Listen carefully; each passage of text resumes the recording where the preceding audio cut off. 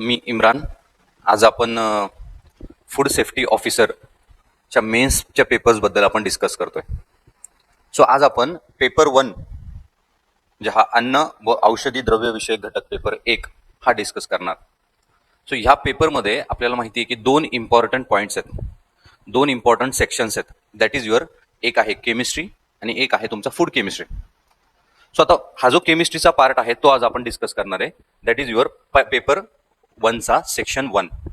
So section A मध्ये आपल्याला mainly chemistry आपण बोलणार आहे. केमिस्ट्री बद्दल आपण बघणार की केमिस्ट्रीचा सिलेबस आपला काय आहे आणि तो आपण कशा पद्धतीने तयारी करू शकतो. सो केमिस्ट्रीचा सिलेबस बेसिकली आपण आता डिकोड करणार आहे. सो आता बघा, केमिस्ट्रीचा सिलेबस बघताना याच्यात पहिल्या गोष्ट म्हणजे काय आहे की हा एक्झामचा पॅटर्न आपल्याला समजून घ्यावा लागेल. सो एक्झामचा पॅटर्न जर आपण बघितला तर हा आपल्याला वर्णनात्मक आहे, दॅट इज युअर थेरॉटिकल आहे. सो याच्यात सगळ्यात इम्पॉर्टंट गोष्ट अशी आहे की यापूर्वी आपण जे काही पेपर्स दिलेत एमपीएससीचे किंवा आयोगाचे, तर बऱ्यापैकी सगळ्यांनी पेपर्स हे सगळे ऑब्जेक्टिव्ह पेपर्स दिलेत. सो एक क्वेश्चन आहे, 4 ऑप्शन्स आहे, खतम, टिक करो आणि आन्सर पर्यंत जायचं आहे आपल्याला. सो याच्यामध्ये खूप मूलभूत असा बदल करण्यात आला या पेपर पॅटर्नमध्ये, विच इज तो आपला आहे वर्णनात्मक, थेरॉटिकल आहे, पारंपरिक आहे, ट्रेडिशनल पेपर द्यायचा आहे आपल्याला. सो ट्रेडिशनल पेपर द्यायचा असेल किंवा थेरॉटिकल पेपर द्यायचा असेल तर त्याचा अप्रोच पण तसाच असला पाहिजे, ट्रेडिशनलच असला पाहिजे. म्हणजे आपण यापूर्वी जे कॉलेजेसमध्ये करत आलो थेरॉटिकल्स पेपर, आपण क्वेश्चन आणि थेरी असं सगळं करत होतो, बट ह्या पेपरमध्ये पण आपल्याला तोच अप्रोच घ्यायचा आहे. सो एमसीक्यू मध्ये याचा एक फायदा पण आहे, याचे खूप सारे फायदे आहेत आणि याचे काही तोटे म्हणजे काय आहेत की आपण आता ह्या पॅटर्न पासून लांब गेलोय. लाईक काय झालंय की आपण मागच्या काही वर्षापासून वर्णनात्मक बघतच नाही, आपण थेरॉटिकल बघतच नाही, आपण ऑब्जेक्टिव्ह बघतो, ऑब्जेक्टिव्ह प्रॅक्टिस करतो. त्याच्यामुळे आपला कल असा ऑब्जेक्टिव्ह झालाय. म्हणजे आपल्याला पोहे नाश्ता जरी करायचा असेल तर आपण म्हणतो 4 ऑप्शन्स दे, असं होतं. सो आपला कल तसा झालाय ऑब्जेक्टिव्ह. सो वर्णनात्मक करायचं असेल तर त्याला एक वेगळा अप्रोच लागेल. तो कसा असेल ते पण आपण आता डिस्कस करणार. सो ह्या पेपरमध्ये सगळ्यात इम्पॉर्टंट आहे की थेरॉटिकल पेपर आहे, पण आता याच्यात प्रॉब्लेम काय होतो की जर तुमचा ऑब्जेक्टिव्ह पेपर जर आपण कन्सिडर केला तर त्याच्यामध्ये 4 ऑप्शन्स आहेत, एक ऑप्शन आपल्याला टिक करायचं. बट याच्यात जी प्रोबॅबिलिटी असते to find and right answer, so योग्य उत्तरापर्यंत जायची संभाव्यता आपली ही 25% असते, कारण तुमच्याकडे 4 ऑप्शन्स आहेत. एकतर तुमचं 25% तुम्ही करेक्ट असाल, बट 75% तुम्ही इनकरेक्ट असू शकतात जर तुम्हाला त्या प्रश्नाबद्दल काहीच माहित नसेल तर. जर माहिती असेल तर ती प्रोबॅबिलिटी, ती संभाव्यता तुमची 100% पर्यंत जाते. आणि त्या केसमध्ये एकतर असतं विन ऑर लूज, म्हणजे तुम्ही एकतर फुल मार्क्स घ्या किंवा तुमचे निगेटिव्ह मार्क्स करून घ्या. सो हा ऑब्जेक्टिव्हचा एक ड्रॉबॅक म्हणता येईल किंवा ऑब्जेक्टिव्हची एक पद्धत आहे, एक मेथडॉलॉजी आहे त्याची. ड्रॉबॅक नाही म्हणता येणार, कारण ती पण एक मेथडॉलॉजी आहे. करेक्ट आन्सर पर्यंत जा, फुल मार्क्स मिळतील. बट ह्या केसमध्ये काय होणार आहे तुमच्या थेरॉटिकल पेपरमध्ये की तुम्हाला ऍटलिस्ट त्याच्याबद्दल थोडं जरी माहित असेल तरी तुम्ही 2, 3, 4 वाक्य त्याच्याबद्दल लिहू शकता एखाद्या प्रश्नाबद्दल, आणि त्या 2, 3, 4 वाक्यांना आपल्याला 1 मार्क, अर्धा मार्क, 2 मार्क मिळू शकतात. सो याच्यामध्ये 0 तुम्हाला मार्क्स मिळत नाही. फॉर एक्झाम्पल, तुम्ही एखादा पॉईंट वाचलाय आणि एमसीक्यू सॉल्व्ह करताना मे बी तो तुम्हाला एमसीक्यू येईल किंवा येणार नाही, त्यावेळेस तुम्हाला 0 मार्क्स मिळतील, मे बी निगेटिव्ह होतील. बट याच्या केसमध्ये ही केसच होत नाहीये तुमची. याच्या केसमध्ये जर तुम्ही वाचलंय तर ऍटलिस्ट तुम्हाला 1 मार्क कुठं जात नाही. फक्त एक आहे याच्यात की आपल्याला थोडंसं लिहायची प्रॅक्टिस करायला लागेल, कारण आता आपण मागच्या काही वर्षांपासून हे थोडं विसरत चाललोय. ती एक आर्ट आहे, लिहिणं. Answer writing is a art. So ती कला आपल्याला जर आत्मसात करायची असेल तर कलेला आत्मसात करण्याचा एकमेव पर्याय असतो प्रॅक्टिस, प्रॅक्टिस आणि प्रॅक्टिस. सो आपल्याला ती प्रॅक्टिस करणं खूप महत्वाचं. आणि काही नाही, फक्त थेअरीचा प्रॅक्टिस करताना, थेअरीच्या एक्झाम्सची प्रॅक्टिस करताना आपल्याला फक्त एक लक्षात घ्यायचं आहे की आपण कीवर्ड्सवर किती फोकस करतोय. आपल्या आन्सर्समध्ये आपले कीवर्ड्स आले पाहिजे.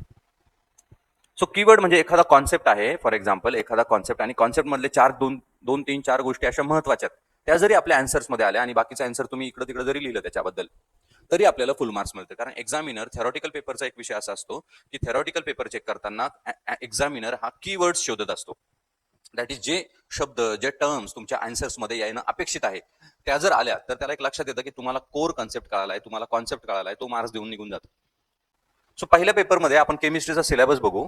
त्याच्यात बघा 7 असे पॉईंट्स आहेत, 7 टॉपिक्स आहेत आणि त्याच्यामध्ये छोटे छोटे सब टॉपिक्स आहेत. सो ते टॉपिक्स काय आहे आणि त्याच्यामध्ये सब टॉपिक्स काय आहे ते आपण डिस्कस करणार आहे. बघा, पहिला आहे आपला, that is your periodic table, concept of qualitative analysis. So periodic table हा सगळ्यांनी आपण लहानपणापासून ऐकतच आलोय. म्हणजे 8वी, 7वी, 8वी पासून आपल्याला साधारण पिरियॉडिक टेबल असतोच प्रत्येकाला.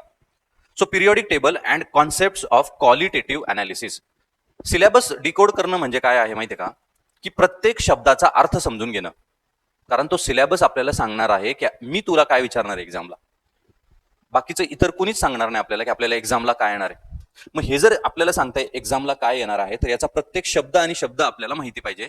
शब्द आणि शब्द हा आपल्याला अंडरस्टँड झाला पाहिजे, समजला पाहिजे, तरच आपण त्याला डिकोड करू शकू, अदरवाईज नाही.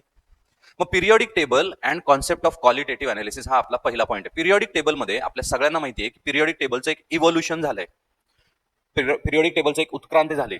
म्हणजे काय की फॉर एक्झाम्पल डोबे रायनरने अगोदर आपल्याला एक थिअरी दिली होती है ना. त्याच्यानंतर न्यूलँड्सने आपल्याला एक थिअरी सांगितली. त्याच्यानंतर मेंडेलीवाला त्यांनी एक पिरियॉडिक टेबल सांगितला, त्याच्यामध्ये काही त्रुटी आढळल्या.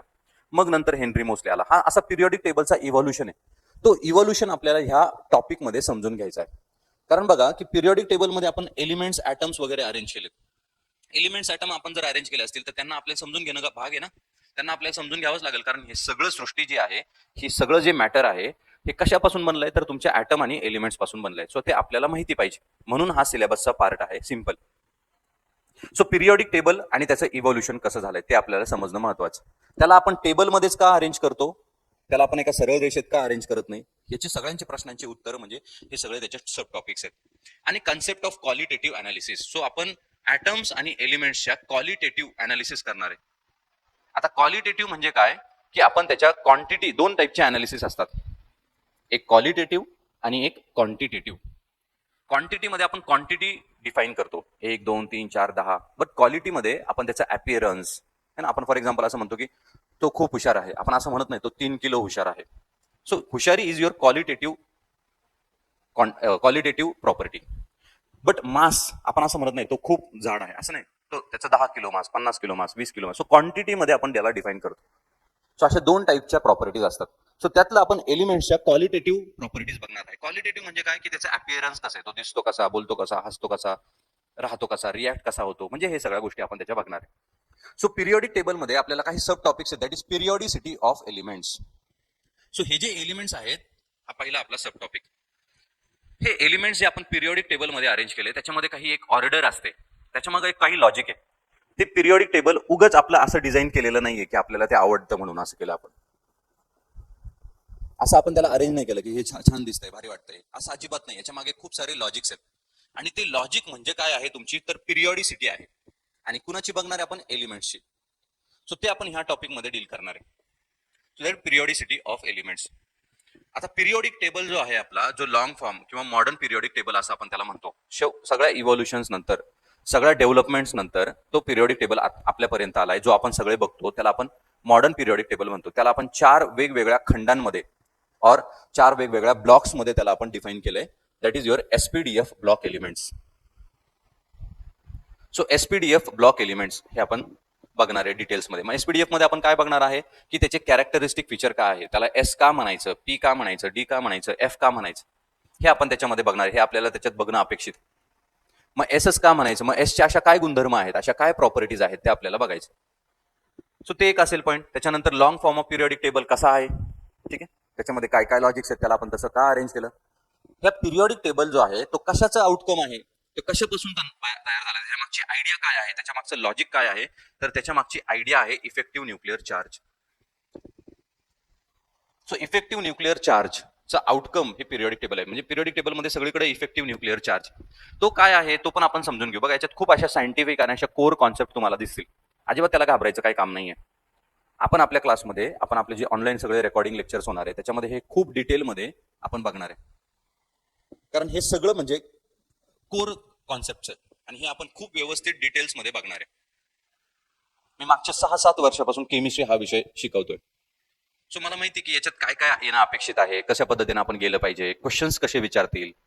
सो आपण प्रत्येक रेकॉर्डिंग सेशन्समध्ये, आपले सेशन झाल्यानंतर आपण काही क्वेश्चन्स घेणार आहे की क्वेश्चन्स त्याचं आन्सर कसं लिहायचं, कुठले पॉईंट्स आलेले पाहिजे, कुठले पॉईंट्स महत्वाचे आन्सर्समध्ये आपले आले पाहिजे. इफेक्टिव्ह न्यूक्लिअर चार्ज बद्दल आपण बोलतो. त्याच्यानंतर त्याचंच कॉन्सिक्वेन्सेस आहे, that is shielding or screening effect, Slater's rule. आता तुम्ही म्हणाल हे सगळी काय भानगड आहे. सो काय त्याला घाबरायचं काय काम नाहीये. Variation of effective nuclear charge in periodic table.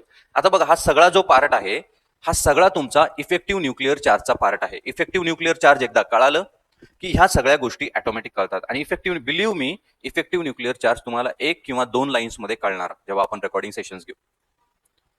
So ते इतकं सोपं आहे. तर त्याच्यामुळे ते नावांना काय घाबरायचं नाही, उलट आपल्याला आता त्याला यूज टू व्हायचं आहे. एक लक्षात घ्या, आता आपण ज्याची तयारी करतोय त्याच्यासाठी खूप मुलांनी मेहनत केली होती आणि ते आता आलेले नाहीये, आणि आता तुम्ही करताय, फक्त तुम्ही चूज केलंय. सो तुम्ही आता त्यांना यूज टू झाला पाहिजे, त्याला फॅमिलियर व्हा त्या गोष्टींना, तर आपल्याला ते अचीव्ह होईल व्यवस्थित. आणि प्रॅक्टिस करा थोडीशी. नेक्स्ट बघा, त्याच्यानंतर ॲटॉमिक रेडाय. आपल्या सगळ्यांना माहिती आहे की रेडियस, ॲटमची रेडियस बघायची. मग ॲटमची रेडियस जी असते ती वेगवेगळ्या टाईपची असते. एक वंडरवॉल्स रेडियस आपण तिला म्हणतो, त्याच्यानंतर आयोनिक रेडियस आहे, कोव्हॅलंट रेडियस आहे. हे रेडियसचे टाइप्स आहेत, आणि हे रेडियसचे टाइप्स आपल्याला बघायचे. मग ॲटमची रेडियस म्हणजे काय आपल्याला माहिती आहे. रेडियस, ॲटम काय आहे, तुमचा न्यूक्लियस आणि न्यूक्लियसच्या अराउंड इलेक्ट्रॉन्स, त्याची फक्त आपल्याला रेडियस बघायचे. मग रेडियसचे वेगवेगळे टाइप्स आहेत, ते आपण पहिल्या टॉपिकमध्ये बघणार. सो हा तुमचा बघा पहिला टॉपिक झाला, that is periodic periodic table or concept of qualitative analysis. त्याच्यानंतर बघा नेक्स्ट, आता आपल्याला एलिमेंट्स त्यांनी इंट्रोड्यूस केलं. बघा सिलेबस किती छान पद्धतीनं फ्रेम आहे तो, की पहिल्यांदा आपल्याला एलिमेंट्स इंट्रोड्यूस केलं, एलिमेंट्स कुठं प्लेस केलेत, एलिमेंट्स का प्लेस केले, म्हणजे आपल्याला एक लॉजिक कळतं, कारण त्याच्या केमिकल आणि फिजिकल प्रॉपर्टीज आपल्याला बघायच्या. त्याच्यानंतर नेक्स्ट टॉपिक आहे बघा आपला, bonding and structure of organic compounds and their nomenclature. Nomenclature म्हणजे नामकरण. एखादा कंपाऊंड आहे त्याचं नाव कसं ठेवायचं, त्याला आयुपॅक नॉमेनक्लेचर असं म्हणतात. सो नॉमेनक्लेचर म्हणजे त्याचं नामकरण कसं करायचं. सो आपल्याला बघा, तुम्हाला जर आठवत असेल, मिथेन, इथेन, प्रोपेन, ब्युटेन, हे सगळे तुम्ही अल्केन्स ऐकले असतील. पेंटेन, हेक्झेन, हेप्टेन, हे सगळं ऐकलं असेल, तर ते पण आपण बघणार आहे. बघा पहिला पॉईंट आहे आपला, that is bonding. So atoms तुमचे बॉन्ड्स कसे फॉर्म करतात ते म्हणजे बॉन्डिंग. हे तर आपल्याला माहिती आहे. कंपाऊंड जर फॉर्म होत असतील तर कंपाऊंड्स कसे फॉर्म होतात, ॲटम आणि ॲटम कंबाईन होतात, एकमेकांच्या सोबत येतात आणि कंपाऊंड्स फॉर्म करतात. जसं की बघा H2O, हा H2O आहे तुमचा वॉटर, पाणी. सो ह्या केसमध्ये काय केलंय, हायड्रोजनने ह्या ऑक्सिजन सोबत बॉन्डिंग केलंय, ऑक्सिजनने ह्या हायड्रोजन सोबत पण बॉन्डिंग केलंय. बॉन्ड फॉर्म केला, एकत्र आले आणि एक नवीन कंपाऊंड शोधून काढला, एक नवीन कंपाऊंड काढला, दॅट इज H2O. मग त्याच्या मागे काय ड्रायव्हिंग फोर्स आहे, हायड्रोजनला का वाटलं ऑक्सिजन सोबत जायचं, दोनच हायड्रोजनला का वाटलं, 3 हायड्रोजनला का वाटलं नाही, ऑक्सिजनला एकालाच का वाटलं, 3 ऑक्सिजनला का नाही वाटलं. सो याचे रिझन्स म्हणजे तुम्ही बघणार आहे बॉन्डिंगमध्ये. खूप इंटरेस्टिंग आहे बघा हे बॉन्डिंग. त्याच्यानंतर आहे bonding and structure of organic compound. So bonding आलं म्हणजे त्यांचं एक स्ट्रक्चर येणार आहे काहीतरी. बघा ना, याचं काहीतरी एक स्ट्रक्चर असेल ना. मग ते स्ट्रक्चरचे वेगवेगळे टाइप्स आहेत, जसं की लिनियर, ट्रँग्युलर, टेट्राहायड्रल, ऑक्टाहायड्रल, हे तुम्ही ऐकलं असेल मे बी. ते आपण त्याच्यामध्ये डील करणार आहे. आणि त्यांचं बॉन्डिंग बघितलं, स्ट्रक्चर बघितलं, त्याचं नामकरण कसं करायचं, त्याचं नॉमेनक्लेचर बघू. मग याच्यामध्ये सगळ्यात इम्पॉर्टंट असतो तुमचा हायब्रिडायझेशन. आता हायब्रिडायझेशन म्हणजे काय बघा, आता त्याच्यात sp3, sp2 आणि sp hybridization of carbon and to be precise nitrogen, अशा दोघांचंच आपल्याला दिलंय. सो वाचलो आपण. कसं वाचलो, तर आपल्याला फक्त कार्बन आणि नायट्रोजनचं दिलंय. सो एकदा कार्बनचं जर कळालं ना, तर नायट्रोजनचं इझिली कळणार, त्याच्यामुळे काय त्याचं टेन्शन घ्यायचं नाही. पण आता हायब्रिडायझेशन म्हणजे काय, की जेव्हा हे बॉन्डिंग फॉर्म करतात, जेव्हा कार्बन बॉन्डिंग फॉर्म करतो, तेव्हा त्याच्यामध्ये S आणि P3 म्हणजे S चा 1 आणि P चे 3 असे ऑर्बिटल्स असतात, उपकक्षा असतात. आपण पिरियडिसिटीमध्ये जेव्हा बघू तेव्हा तुमच्या लक्षात येईल.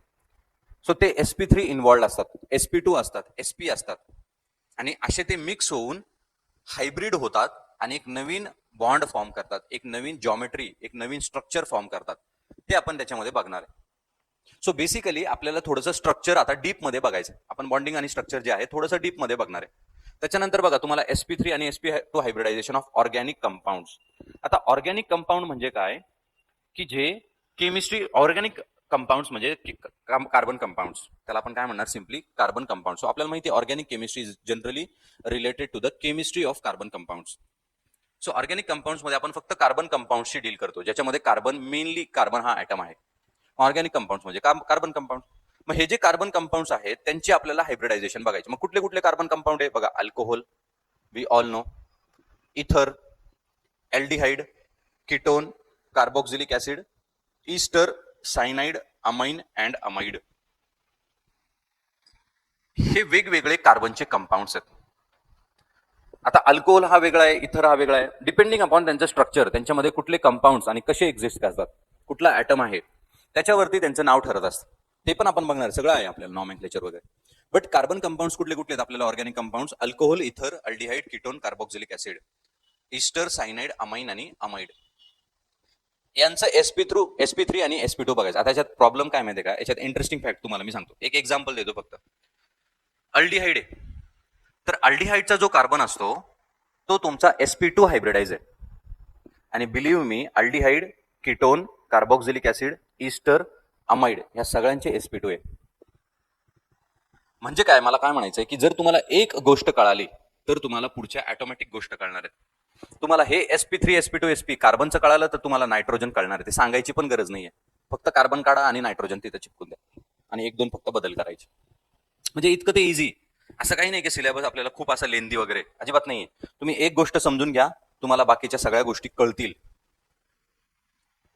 येते लक्षात. So this is your second point of syllabus. त्याच्यानंतर बघा, याच्यामधलाच बी पॉइंट आहे आपला, that is IUPAC nomenclature of organic compounds. असा हा आपला पॉइंट आहे.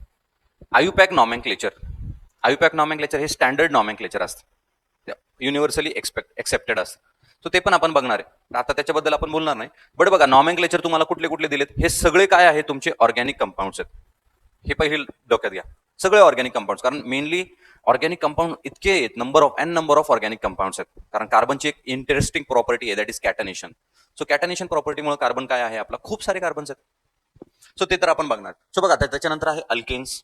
त्याच्यामध्ये आपण नॉमेनक्लेचर कोणाचे बघणार, अल्केन्स. आपल्या सगळ्यांना माहिती आहे, methane, ethane, propane, butane, pentane वगैरे सगळं आपण केलंय आपल्या एमपीएससी मध्ये. बट अल्केन्स आहे, त्याचं नॉमेनक्लेचर आपण बघू. Alkenes, alkynes, halo alkanes, alcohols. बघा, अल्कोहोल्स रिपीट होतोय आपला. Alcohol, ether, aldehyde, ketone, carboxylic acid, carboxylic acid derivative, ठीक आहे, दॅट इज ईस्टर. ठीक आहे.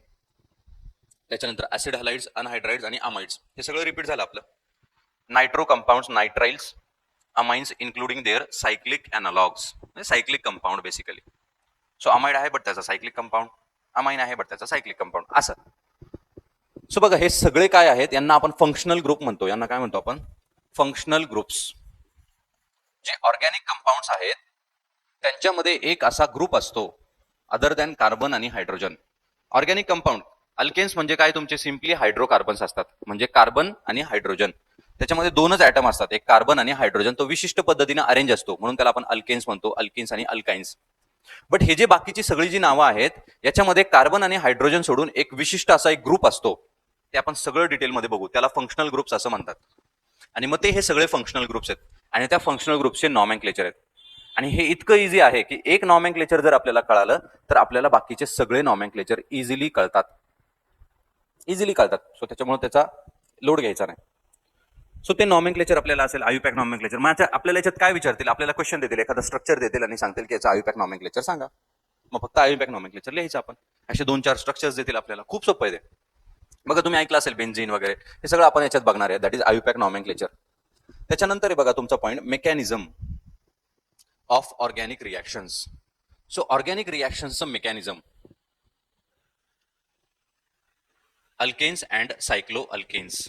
ठीक आहे, alkanes and cyclo alkanes.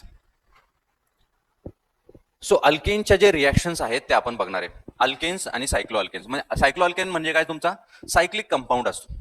Cyclic बघा, हा आता ओपन चेन कंपाऊंड आहे असं. फॉर एक्झाम्पल CH3 हा इथेन तुमचा स्टेट चेन मध्ये, याला आपण ओपन चेन म्हणू. बट असंच जर सायक्लिक फॉर्म मध्ये असेल, ते आपण बघू डिटेल्स मध्ये, तर त्याला आपण म्हणणार सायक्लो अल्केन्स. सो त्याच्या रिॲक्शन्स आपल्याला बघायच्या, ऑर्गॅनिक रिॲक्शन्स. ठीक आहे, that is reactions of alkanes. अल्कोहोलच्या रिॲक्शन्स, अमाइनच्या रिॲक्शन्स. म्हणजे बेसिकली बघा, अल्कोहोल आणि अमाइन आपलं 3 ठिकाणी आलं. IUPAC नॉमेनक्लेचर मध्ये पण आलं, त्याचं sp3 sp2 मध्ये पण आलं आणि त्याच्या रिॲक्शन्स मध्ये पण आलं. त्याच्यामध्ये रिॲक्शन्सचे टाइप्स असतात बघा. आपण अगोदर यापूर्वी 10th पर्यंत शिकलोय, ऍडिशन रिॲक्शन, सबस्टिट्यूशन रिॲक्शन है ना, डिस्प्लेसमेंट रिॲक्शन. बट एक पर्टिक्युलर टाइप आहे, that is nucleophilic substitution reaction. तर ते आपण याच्यामध्ये डील करणार आहे. Type of reaction, that is nucleophilic substitution reaction. मग ते काय आहे ते आपण बघू. फॉर्मेशन ऑफ अल्किन्स म्हणजे प्रिपरेशन ऑफ अल्किन्स अँड अल्काइन्सच्या रिॲक्शन. अल्किन्स आणि अल्काइन्स कसे प्रिपेअर करतात. अजून एक रिॲक्शनचा टाइप आहे, दॅट इज इलिमिनेशन रिॲक्शन.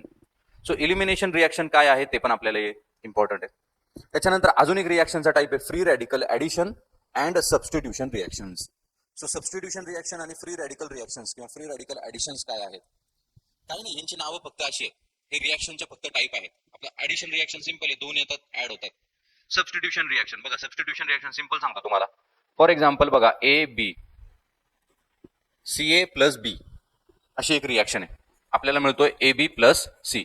इथं बीनी काय केलं, सी ला सबस्टिट्यूट केलं, झाली तुमची सबस्टिट्यूशन रिएक्शन. काय लागतं त्याला? सो ते फक्त नाव आहेत, आपल्या लक्षात घ्या. सो आपल्याला त्याला जर सुटं करून बघितलं, सोपं करून बघितलं तर ते खूप सोपं वाटेल. त्याच्यामुळे त्याचा चिंता नाही करायची. सो हे रिएक्शन्सचे काही टाइप्स, अल्केन्स, अल्केन आणि अल्काइन्सच्या काही रिएक्शन्स, अल्कोहोलच्या रिएक्शन्स हे आपण ह्या टॉपिकमध्ये बघणार आहे. त्याच्यानंतर बघा आपला chemical calculations, introduction to molecular spectroscopy. Chemical calculations, आता काही केमिकल कॅल्क्युलेशन्स असतात ना बघा, तुम्ही ऐकलं असेल कधी पीएच कॅल्क्युलेट करायचा असतो है ना, मोलॅरिटी कॅल्क्युलेट करतो आपण, नॉर्मॅलिटी करतो, त्याचं वेट करतो, त्याचा बॉइलिंग पॉईंट, त्याचा मेल्टिंग पॉईंट, हे कॅल्क्युलेशन आहे ना केमिस्ट्रीमध्ये. मग केमिस्ट्रीमध्ये जे कॅल्क्युलेशन्स आपण यूज करतो त्याला आपण सिम्पली म्हणणार chemical calculation or molecular spectroscopy. So मॉलिक्युलला आपल्याला आयडेंटिफाय, स्टडी करायचं आहे त्याला, ते आपण ह्या टॉपिकमध्ये बघणार आहे. That is your expressing concentration of solutions. So याच्यात इम्पॉर्टंट काय आहे तुम्हाला, सोल्युशन्सचं कॉन्सन्ट्रेशन. सो बघा ना, आपण एखादं सोल्युशन आहे, फॉर एक्झाम्पल साखरेचं पाणी आपण घेऊ, तर साखरेचं पाणी आपण जेव्हा डिस्कस करतो तेव्हा आपण काय म्हणतो, त्याला खूप गोड आहे, खूप जास्त अति गोड आहे, खूप फिक्क आहे, असं आपण त्याला बोलतो ना. हे आपण काय सांगत असतो की त्याच्यामध्ये साखरेचं प्रमाण किती आहे, खूप आहे का कमी आहे. मी जर म्हणालो खूप गोड आहे तर आपण असं म्हणत नाही की साखर खूप कमी टाकली, आपण असं म्हणतो साखर जास्त झाली. सो आपण साखरेचं त्याच्यातलं प्रमाण सांगतोय, आणि ते प्रमाण सांगणं म्हणजेच काय आहे तर कॉन्सन्ट्रेशन आहे. मग आता केमिस्ट्रीमध्ये आपण असं तर म्हणू शकत नाही खूप जास्त आहे खूप कमी आहे, त्याला आपल्याला एक्सप्रेस करायला लागेल एका क्वांटिटीमध्ये, एका टर्म मध्ये, आणि त्या टर्म ज्या टर्म्स मध्ये आपण एक्सप्रेस करणार आहे which is non as concentration of solutions. मग ह्या टर्म्स कुठल्या कुठल्या आहेत तर वेगवेगळ्या टर्म आहे बघा. मास आहे आपलं, मास तर आपण केजी मध्ये पण सांगतो, पाऊंड मध्ये सांगतो, ग्रॅम मध्ये सांगतो, वेगवेगळ्या युनिट्स मध्ये सांगतो, वेगवेगळ्या एक्सप्रेशन्स मध्ये सांगतो. तसंच कॉन्सन्ट्रेशन हा आपण वेगवेगळ्या टर्म्स मध्ये डिफाईन करतो. जसं की बघा, normality, molarity, formality, mole fraction, weight ratio, ह्या सगळ्या त्याच्या टर्म्स आहेत. बघा तुम्ही पीपीएम, पीपीबी ऐकलं असेल, parts per million, parts per billion, generally हे औषधांमध्ये असतं. मिली इक्विव्हॅलंट्स, व्हॉल्यूम रेशो, हे सगळं काय आहे डिफाईन करतो आपण की किती पर्सेंटेज. बघा आता हे फॉर एक्झाम्पल इथं बघा, वेट रेशो. वेट रेशो म्हणजे काय की 1 लिटर पाण्यात किती ग्रॅम साखर टाकली त्याला वेट रेशो म्हणायचं.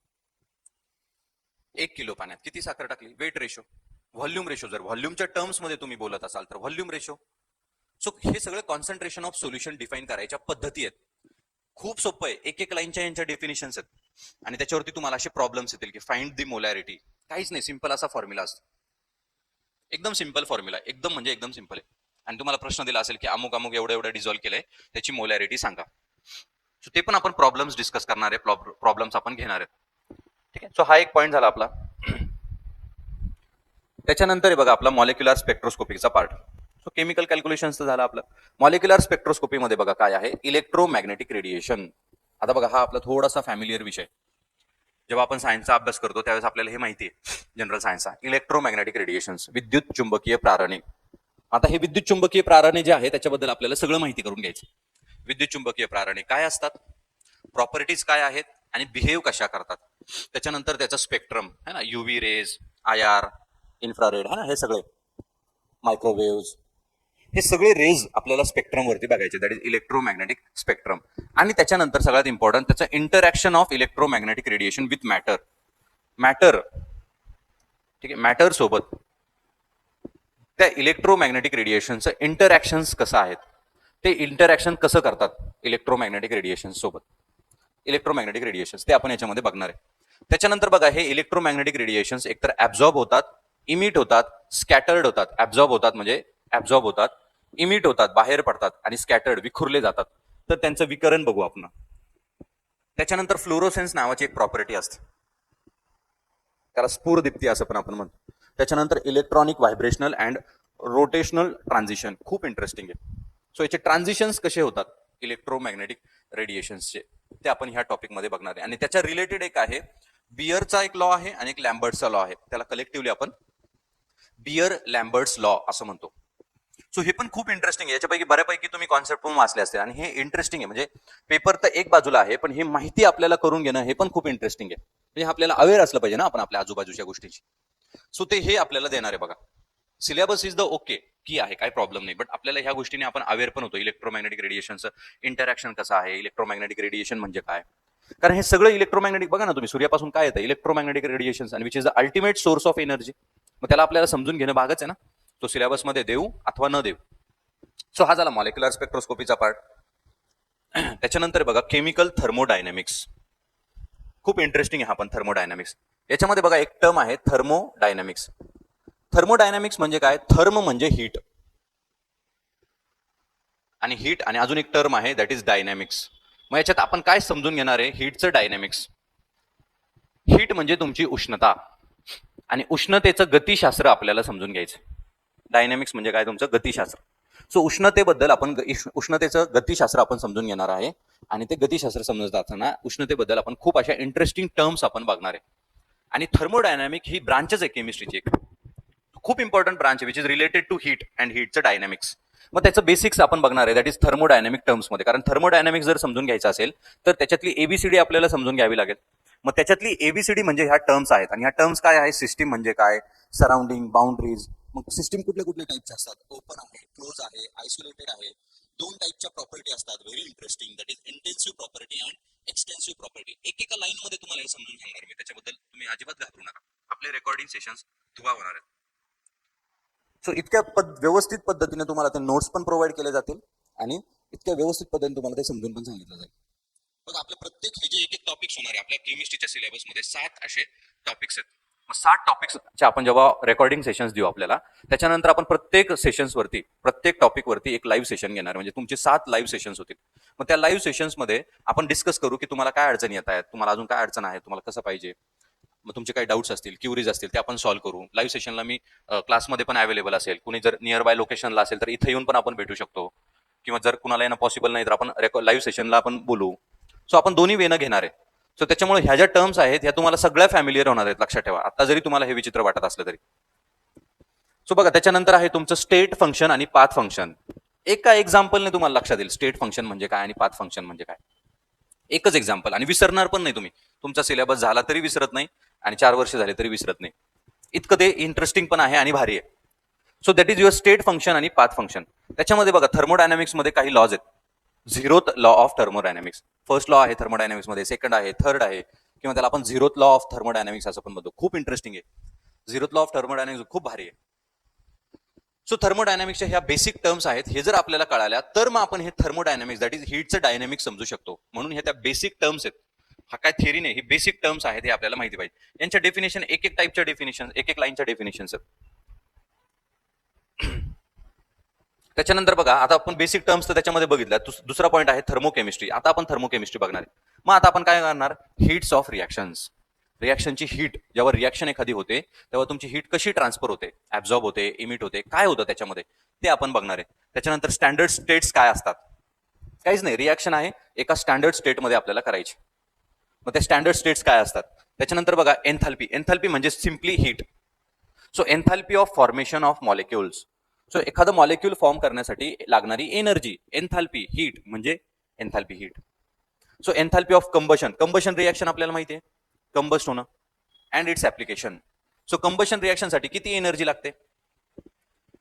Calculation of bond energy. Bond energy म्हणजे काय, की हा पर्टिक्युलर बॉन्ड आहे बघा, फॉर एक्झाम्पल एच आणि सीएल, हा पर्टिक्युलर जो बॉन्ड आहे तुमचा, ह्या बॉन्डची एक एनर्जी असते. ती एनर्जी म्हणजे काय ती आपण याच्यात बघणार आहे. त्याच्यानंतर बॉन्ड डिसोसिएशन एनर्जी. बघा सिम्पली बॉन्ड एनर्जी म्हणजे काय, ह्या बॉन्डची एनर्जी. मग ह्या बॉन्डला ब्रेक करायला मला जी अमाऊंट ऑफ एनर्जी लागेल, मला जर हा बॉन्ड ब्रेक करायचा आहे आणि एच आणि प्लस सीएल फॉर्म करायचा आहे, तर मला किती एनर्जी लागेल, ती म्हणजे तुमची बॉन्ड डिसोसिएशन एनर्जी. डिसोसिएशन म्हणजे वेगळं करणे.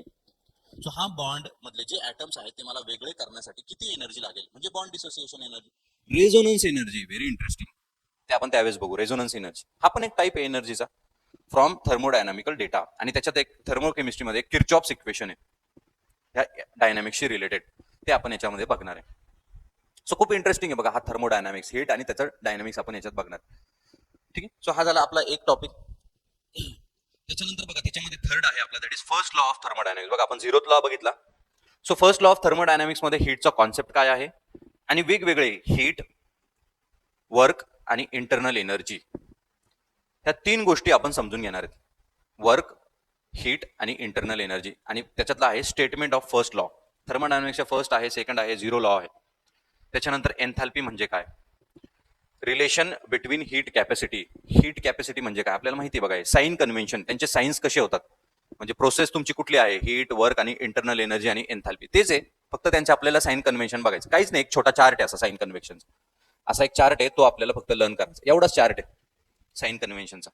पॉझिटिव्ह कधी घ्यायचं, निगेटिव्ह कधी घ्यायचं आणि काय करायचं, येते लक्षात. सो ते साइन कन्व्हेन्शन आपण या टॉपिकमध्ये बघणार आहे. So this is your thermodynamics related. त्याच्यानंतर बघा industrial organic chemistry. So organic chemistry तर असतंच, बट एक इंडस्ट्रियल ऑर्गॅनिक केमिस्ट्री असतं. इंडस्ट्रियल म्हणजे काय, की जनरली इंडस्ट्रीजमध्ये कुठल्या टाईपची ऑर्गॅनिक केमिस्ट्री, कुठल्या टाईपचे केमिकल्स यूज होतात, त्याला आपण ऑर्गॅनिक केमिस्ट्री म्हणू सिम्पली. कुठल्या टाईपचे केमिकल्स वगैरे use. So introduction to industrial organic केमिस्ट्रीमध्ये बघा, industrial organic chemicals. So organic chemicals तर एन नंबर ऑफ आहेत, खूप सारे आहेत. मग इंडस्ट्रीमध्ये खूप थोडेफार यूज होतात ना, मग ते युजेस कुठले कुठले आहेत, कुठले कुठले इंडस्ट्रियल ऑर्गॅनिक केमिकल्स आहेत ते आपल्याला माहिती पाहिजे. त्याच्यानंतर केमिकल्स फ्रॉम इथिलीन. इथिलीन पासून आपण कुठले कुठले केमिकल्स फॉर्म करतो ते आपल्याला माहिती पाहिजे. तसंच तुमचे प्रोपिलिन पासून बेन्झिनचे टोल्यून, झायलिन, ठीक आहे, हे सगळे तुमचे कंपाऊंडची नाव आहेत, केमिकल्सची नाव आहेत, आणि त्यांच्यापासून जे केमिकल्स आपण यूज करतो ते आपल्याला माहिती पाहिजे. ऍसिटिलीन, सिंथेसिस गॅस, त्याला आपण सिन गॅस असं पण म्हणतो, मे बी तुम्ही ऐकलं पण असेल. त्याच्यानंतर बघा अमोनिया, हेबर्स प्रोसेस, ही खूप इम्पॉर्टंट प्रोसेस आहे, हेबर प्रोसेस, ते आपण बघणार आहे. Carbon monoxide, sources of chemicals other than the petroleum and natural gas. Other than petroleum आणि नॅचरल गॅसपेक्षा अदर काय सोर्सेस आहेत ते आपण त्याच्यात बघणार आहे. त्याच्यानंतर पॉलिमर्स काय असतात, प्लास्टिक्स, इलॅस्टोमर्स, रबर है ना, कॅटॅलिटिक ऑर्गॅनिक रिएक्शन्स, हे सगळ्यांना आपल्याला माहिती आहे, रबर काय असतं, पॉलिमर काय असतं, ते सगळं आपण ह्या टॉपिकमध्ये डिटेलमध्ये बघणार आहे. That is your industrial organic chemistry. So हा झाला आपला एक टॉपिक. त्याच्यानंतर बघा आपला लास्ट टॉपिक आपल्या केमिस्ट्रीचा, that is your 7th topic, आणि तो आहे आपला ॲरोमॅटिक हायड्रोकार्बन्स. आणि ॲरोमॅटिक हायड्रोकार्बन्स मध्ये आपल्याला सगळं बेसिक तर बेन्झिन एक असतं बघा. बेन्झिन सगळ्यांनी ऐकलं, असं कोणी नाही की त्यांनी बेन्झिन ऐकलेलं नाहीये. सो हे बेन्झिनचं स्ट्रक्चर असतं, हे याला आपण सिम्पली म्हणणार ॲरोमॅटिक हायड्रोकार्बन्स. मग आता आपण बेन्झिन बघणार आहे याच्यात. ॲरोमॅटिक हायड्रोकार्बन म्हणजे काय, तर बेन्झिन. मग बेन्झिन मध्ये काय आहे, हॅलोअरिन्स, फिनॉल्स, इथर्स आणि इपो ऑक्साइड्स, हे काही बेन्झिनचे, अजून बेन्झिन पासून डिराईव्ह केलेले काही कंपाऊंड्स आहेत. मग बेन्झिनला बेन्झिन का म्हणायचं, बेन्झिन असाच का आहे, त्याला आपण म्हणतो ॲरोमॅटिसिटी. ॲरोमॅटिसिटी, मग हे ॲरोमॅटिसिटी काय असतं आणि हे कशावरती डिपेंड करतं, हकेल रूल्स. कशावरती डिपेंड करतं, हकेल्स रूल आपल्याला सांगतो की कुठला कंपाऊंड हा ॲरोमॅटिक आहे, कुठला नाही आहे. मग ॲरोमॅटिक आहे म्हणजे काय, तर ॲरोमॅटिक कॅरेक्टर काय असतं ते आपण बघणार आहे. त्याच्यानंतर सायक्लिक कार्बोकटायन्स आणि कार्बॅनियन्स. आता कार्बोकटायन, कटायन सगळ्यांनी ऐकलंय, कटायन म्हणजे पॉझिटिव्हली चार्ज, आणि अनायन सगळं ऐकलंय, सगळ्यांनी ऐकलंय, दॅट इज निगेटिव्हली चार्ज. एक कटायन असतो आणि एक अनायन असतो. इथं आपण म्हणतोय कार्बो कटायन म्हणजे कार्ब कटायन म्हणजे कार्बनचा पॉझिटिव्ह चार्ज, कार्ब अनायन म्हणजे कार्बनचा निगेटिव्ह चार्ज. जर कार्बनवरती निगेटिव्ह चार्ज असेल तर त्याला आपण अनायन म्हणत नाही, तर त्याला आपण कार्बॅनियन म्हणतो. तसंच आहे तुमचं हेटेरोसायक्लिक कंपाऊंड्स विथ काही एक्झाम्पल्स. सो हेटेरोसायक्लिक कंपाऊंड्स पण बघणार आहे बघा. हे सायक्लिक कंपाऊंड म्हणायचं बघा, हे कसं सायक्लिक पूर्ण कंप्लीट झालंय, सो याला आपण सायक्लिक कंपाऊंड म्हणतो. मग हेटेरोसायक्लिक मध्ये पण काय असतात, वेगवेगळे कंपाऊंड्स आहेत, सायक्लिकच आहेत, वेगवेगळे कंपाऊंड्स आहेत. सो हे सगळं आपण ह्या टॉपिकमध्ये डील करणार आहे. सो हे झालं बघा तुमचं पूर्ण केमिस्ट्रीचा सिलेबस. आता हे सिलेबस तुम्हाला खूप जणांना नवीन असेल, खूप लोकांना हा अवघड किचकट वाटत असेल, तर बिलीव्ह मी की हा अजिबात किचकट नाही, हा खूप सोपा आहे. फक्त ही नावं आपल्याला अवघड वाटतात. आपण जर थोडीशी प्रॅक्टिस केली, आपण जर थोडं याला शांत चित्तानं, शांत डोक्यानं जर बघितलं, तर हे सगळं तुम्हाला खूप जवळचं आणि खूप इझी वाटेल. आपण आपल्या रेकॉर्डिंग सेशन्समध्ये प्रत्येक पॉइंटला, इच अँड एव्हरी टॉपिकला आपण खूप व्यवस्थित डील करणार आहे, खूप हळूहळू डील करणार आहे, आणि त्याच्यावरचे आपण आन्सर प्रॅक्टिस पण घेणार आहे. सो क्वेश्चन्स घेणार आहे, आन्सर प्रॅक्टिस घेणार आहे. सो मी प्रत्येक टॉपिक झाल्यानंतर आपण क्वेश्चन आणि त्याचे आन्सर डिस्कस करणार आहे, की याच्यावरती क्वेश्चन कसे येऊ शकतात, आन्सर कसे लिहायचे, आणि मग तुम्ही ती प्रॅक्टिस करा. सो याच्यात सगळ्यात इम्पॉर्टंट आहे की तुम्ही किती प्रॅक्टिस त्याची करतायत, हे खूप इम्पॉर्टंट असणार, लक्षात घ्या. सो आता हे तर सिलेबस आपण बघितला की सिलेबस असा असा आहे, हे तर सगळ्यांनी वाचलंच आहे. पण ह्या सिलेबससाठी बुक्स कुठली रेफर करायची, हे सगळ्यात महत्वाचा आणि इंटरेस्टिंग फॅक्टर. कारण याच्यात विषय काय आहे की तुम्ही सोर्स कुठला यूज करताय त्याच्यावरती तुमच्या अभ्यासाची दिशा ठरते. माझा सोर्स खूप इम्पॉर्टंट आहे. आता जर मी आता हा सिलेबस जेव्हा बघतो ना, तर माझ्या समोर 2 पुस्तकं येतात बघा, आणि हीच ती पुस्तकं आहेत ज्याच्यातून हा सगळा सिलेबस फ्रेम्ड आहे आपला, बऱ्यापैकी 99%. आणि जो 1% नाही आहे तो मी सांगणार आहे. सो बघा, ते बुक्स टू बी रेफर्ड काय काय असतील आपले, केमिस्ट्री 11चा महाराष्ट्र बोर्ड, 11चं केमिस्ट्री. बघा आता आयोगानं सगळ्या एमपीएससीच्या एक्झाम्समध्ये पण तुम्ही कुठलीही घ्या, एमपीएससी राज्यसेवा घ्या, कुठलीही घ्या, केमिस्ट्री म्हणा किंवा सायन्स म्हणा, ते 11वी आणि 12वीच्या टेक्स्टबुकमधून आता विचारायला लागले. आता बेसिक्स कोणतंच येत नाही, 10वी पर्यंत जनरल सायन्सच येत नाही. सो एनिवे आपल्याला तिकडे शिफ्टच झालोय आपण. फक्त आता ह्या एक्झामच्या साठी आपल्याला थोडंसं जास्त डीपमध्ये बघायचं. सो केमिस्ट्री 11चं टेक्स्टबुक आणि केमिस्ट्री 12चं टेक्स्टबुक, त्यातही आपल्याला जे इम्पॉर्टंट टॉपिक्स आहेत, सिलेक्टिव्ह टॉपिक्स, मी तर सांगणारच आहे ते आपल्या रेकॉर्डिंग सेशन्समध्ये. याच्यात जे आपले टॉपिक्स आहेत ते आपण याच्यातून करणार आहेत. आणि काही गोष्टीसाठी selectively general science, Lucent publication, selective टॉपिकसाठी आपण बघणार आहे. याच्यातही आपल्याला सगळं काही वाचायचं नाही, लक्षात घ्या. आपले जेव्हा सेशन्स होतील त्यावेळेस मी सांगणार आहे की कुठला कुठला टॉपिक्स याच्यातून वाचायचं. सगळं वाचायची गरजच नाहीये, कारण आपण आपल्याला थोडी 11th आणि 12th करायचं. कुठले टॉपिक्स वाचायचे ते पण आपण त्याच्यातून बघणार आहे. सो हे बुक्स आपल्याला मस्ट आहेत, हे आपल्याकडे असलेच पाहिजे. मग याच्यातलं काय काय सिलेक्टिव्हली वाचायचं ते आपण बघूच. बट हा आपला बेस आहे. त्याच्यानंतर बघा की तुमचे जे प्रिव्हियस इयर क्वेश्चन पेपर्स असतात, जसं की 11चे क्वेश्चन पेपर्स, 12चे क्वेश्चन पेपर्स, आपल्या पुणे विद्यापीठाचे म्हणे, मुंबई विद्यापीठाचे म्हणे, मुंबई विद्यापीठाचे बघितले पाहिजे, बॅचलर्सचे, कारण तुम्हाला पात्रता काय दिली, पदवी ही दिली. सिलेबस जरी तुमचा 11वी 12वीचा असला तरी तुमचा पात्रता जी आहे ती पदवीची आहे. सो त्याच्यामुळे त्यांचे आपल्याला क्वेश्चन पेपर्स बघायला लागतील की ते कशा पद्धतीनं फ्रेम करतात क्वेश्चन, किंवा 11वी आणि 12वीचे आपल्याला क्वेश्चन पेपर्स बघायला लागतील की 11th आणि 12th मध्ये कशा पद्धतीनं क्वेश्चन्स तुमचे फ्रेम होतात. इव्हन युपीएससीचे ऑप्शनल्स आहेत केमिस्ट्री वगैरे, त्याच्यामध्ये आपल्याला बघायला लागेल की क्वेश्चन कशा पद्धतीनं फ्रेम होतात ह्या पर्टिक्युलर टॉपिक्सवरती. जर नसतील त्याच्या टॉपिक्स तर सोडून द्या, पण टॉपिक्स असेल तर आपल्याला तिथून बघायला लागेल की हाऊ टू, म्हणजे आयोगाचं थिंकिंग कसं असतं क्वेश्चन पेपर फ्रेम करताना, ते आपल्याला समजून घ्यायला लागेल. सो हे बुक्स आहेत, हे तर आपल्याला बघायचे. बट सगळ्यात इम्पॉर्टंट आपल्या रेकॉर्डिंग सेशन्समध्ये आपण हे सगळं व्यवस्थित आणि शांतपणे डील करणार आहे. एक दुसरी गोष्ट, याच्यामध्ये सगळं तुम्हाला नोट्स मिळणार आहेत. सो हेचा क्रक्स मी सगळा तुम्हाला नोट्समध्ये देणार आहे. आपल्या रेकॉर्डिंग सेशनमध्ये आपण इच अँड एव्हरी पॉईंट, म्हणजे मी सांगतो की माझी गॅरंटी अशी आहे की मी पुस्तक सुद्धा वाचायची गरज नाही तुम्हाला. आपले नोट्स वाचा आणि रेकॉर्डिंग सेशन वारंवार ऐक. त्याच्यानंतर आपण प्रत्येक टॉपिक नंतर एक लाईव्ह सेशन, म्हणजे आपले 7 लाईव्ह सेशन्स होतील, त्याच्यामध्ये काय अडचणी असतील आपण त्या ऍड्रेस करू. ठीक आहे. त्याच्यानंतर तुम्ही स्वतः प्रॅक्टिस करा. मी क्वेश्चन आन्सर तुम्हाला सांगणार आहे की कशा पद्धतीने आपण देणार आहे. सो ह्या पद्धतीने आपण जाऊ, हळूहळू जाऊ, आणि हे अचीव करणं खूप सोपं आहे. हे अचीव करता येईल आपल्याला. ठीक आहे. सो हा झाला आपला केमिस्ट्रीचा सिलेबस. आता आपण इथं थांबूया. ठीक आहे. आय होप तुम्हाला हे लक्षात आलं असेल. ठीक. सो हे झालं तुमचं पार्ट 1चा, दॅट इज पेपर 1चा पार्ट 1 सेक्शन ए केमिस्ट्रीचा सिलेबस.